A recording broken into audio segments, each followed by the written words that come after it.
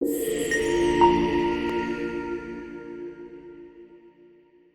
To hashtag learning. आज जो topic है हमारा वो नैरोइंग है। नैरोइंग टाइप स्क्रिप्ट में क्या होता है और ये किस तरीके से वर्क कर रहा होता है। तो first of all we have to define the narrowing, what narrowing it is. Narrowing refers to the process of refining the type of variable within a specific scope.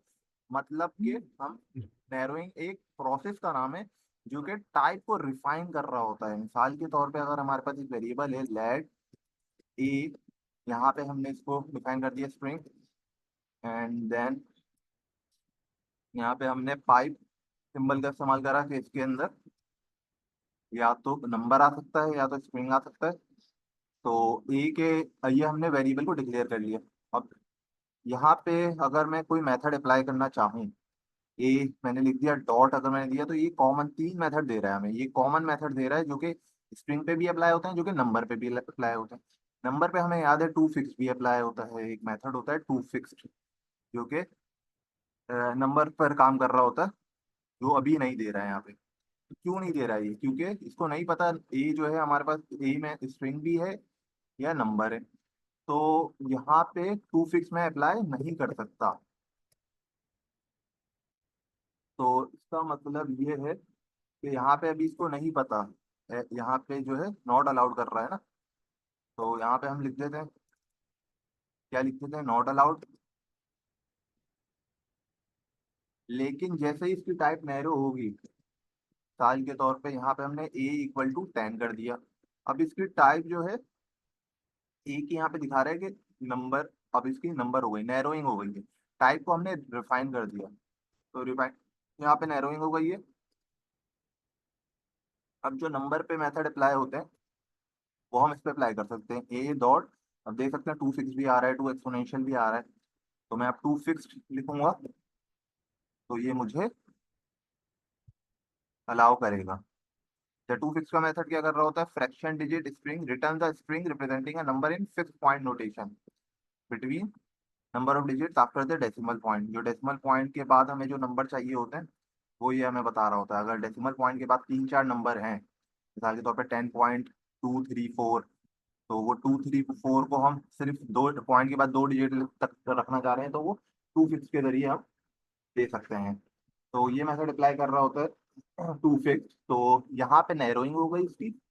और इसी तरीके से अब यहाँ पे इस लाइन यहाँ पे तो हम अप्लाई कर पा रहे हैं, लेकिन अब मैं यहाँ पे अगर ए इक्वल टू स्ट्रिंग पास कर दूं, मिसाल के तौर पे हैशटैग कर दूं, तो अब ये इसकी टाइप स्ट्रिंग हो गई है। अब यहाँ पे अगर मैं आऊंगा ए डॉट, अब ये वापसी मुझे जो है नंबर वाले मेथड नहीं देगा बल्कि स्ट्रिंग वाले मेथड देगा। ये सारे स्ट्रिंग के मेथड आ गए हमारे पास।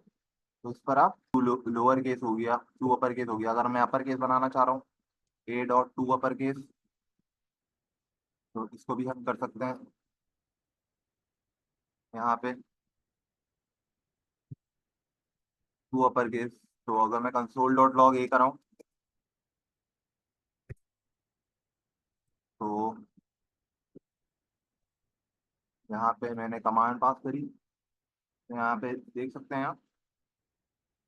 अच्छा यहाँ पे जो है क्योंकि ये स्ट्रिंग जो है हमारे पास, स्ट्रिंग में हम चेंज नहीं करा सकते, इसको किसी वेरिएबल में हमें स्टोर करना पड़ेगा। तो हम इसको एक काम करते हैं, लेट बी नाम से कोई वेरिएबल बना लेते हैं। Let B is equal to, क्योंकि ये म्यूटेबल नहीं है, हम जो है ओरिजिनल स्ट्रिंग में चेंज नहीं कर सकते, हमें स्टोर कराना पड़ेगा ना। तो उसको स्टोर करा के यहाँ पे बी पास करेंगे तो अब चेंज हो जाएगा ये देख सकते हैं अपर केस में कन्वर्ट हो गया, क्योंकि string are immutable, it can not be change. तो हमें क्या करना होता है, रिटर्न कर रहा होता है ये मेथड हमें, और उसको उस रिटर्न वैल्यू को हमें एक दूसरे वेरिएबल में स्टोर कराना होता है। तो ये इस तरीके से वर्क कर रहा होता है। तो मजीद हम देखते हैं कि और किस तरीके से हम काम कर सकते हैं कि नैरोइंग का, और मजीद किस तरीके से टाइप गार्ड को भी हमने स्टडी करना है। इस तरीके से मिसाल के तौर पे हम फर्दर इसको और क्लियर करते हैं अपने कॉन्सेप्ट को। Let num one equal to true. अच्छा, लेट नम वन की वैल्यू मैं क्या दे रहा हूँ, ट्रू वैल्यू दे रहा हूँ यहाँ पे। तो नम वन की टाइप क्या डिफाइन हो गई, बूलियन। इसने इन्फेयर कर लिया, इन्फेरेंस कर लिया कि इसमें नम वन के अंदर हम बूलियन वैल्यू ही स्टोर करवा सकते हैं हम। तो अगर मैं कंसोल डॉट लॉग कराऊंगा यहाँ पे CLG और टाइप ऑफ num1, यहाँ पे अगर मैं करूंगा type of num1 equal to boolean, equal to boolean, इसका आंसर क्या आना चाहिए?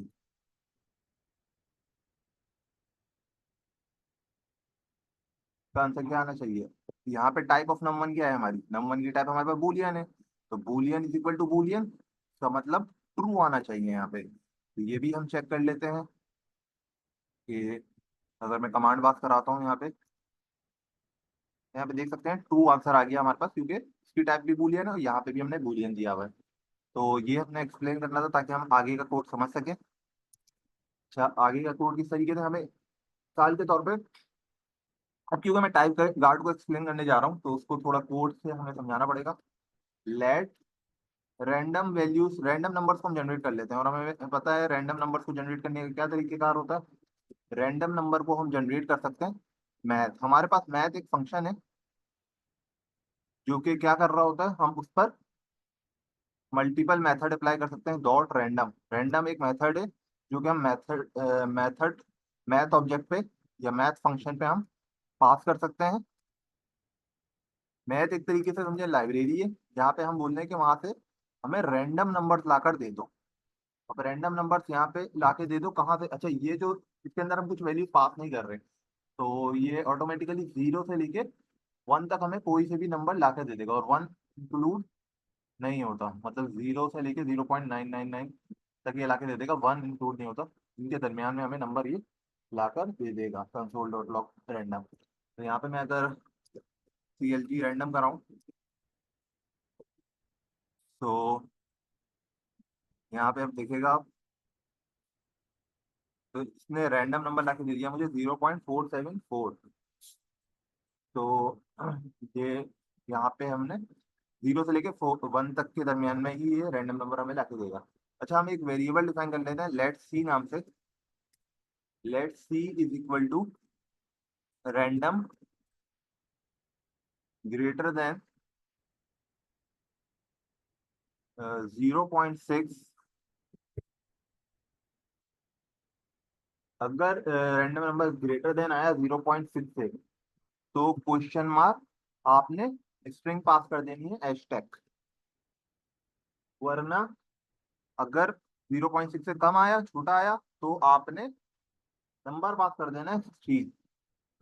तो ये हमारे पास टर्नरी ऑपरेटर कहलाता है, इसको भी हमने देखना है, चले यही हम देख लेते हैं कि टर्नरी ऑपरेटर किस तरीके से, बेसिकली ये इफ एल्स की शॉर्ट वे कमांड है। किस तरीके से काम कर रहा होता है टर्नरी ऑपरेटर, कि हमने एक वेरिएबल को डिफाइन किया, हमने कहा भाई कि यहाँ पे एक कंडीशन दे दी है, अगर 0.6 से बड़ी वैल्यू आ रही है रैंडम की, तो क्वेश्चन मार्क आपने एस्टेक कंसोल करवा देना है।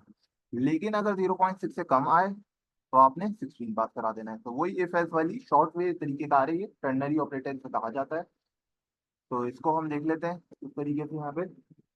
अच्छा, अब यहाँ पे अब हमें कैसे पता चलेगा कि इसकी टाइप, सी की टाइप क्या हो सकती है?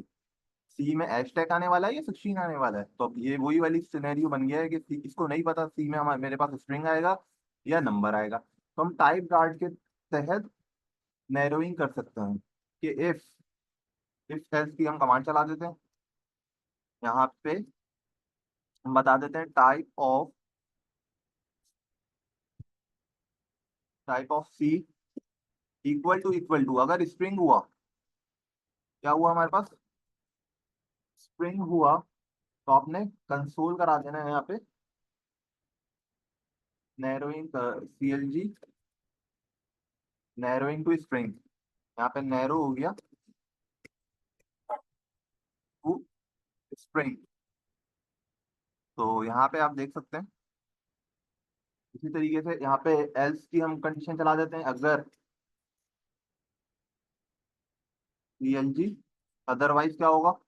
अदरवाइज ये होगा कि नैरोइंग टू नंबर हो जाएगा।